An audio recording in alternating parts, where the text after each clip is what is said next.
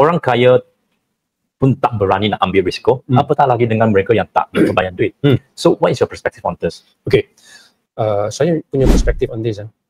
Sebenarnya kita perhatikan ramai orang yang tak banyak duit pun telah melibatkan diri mereka dalam pelaburan. It is because lack of knowledge, lack of understanding about stock market. Okay? Kita kurang faham. Sebab kita merasakan bahawa saham ni adalah make money saja. Betul. Sebab that is what ramai orang portray melabur investment dalam saham ialah make money. You melabur, you make money. And some of them yang mula melabur and lose money. And they feel dah tak ada confident untuk melabur. That is because they tak belajar.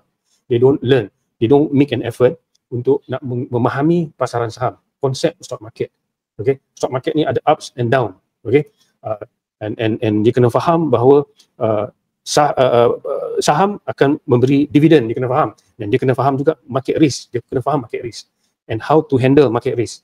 So because of mereka kurang untuk memahami faktor-faktor ini, itu yang membuat mereka agak rasa gerun dan takut untuk melibatkan diri dalam pelaburan. Tetapi download Malaysia's leading AI investment tool, Value Farm, for free now at Google and Apple Play Store.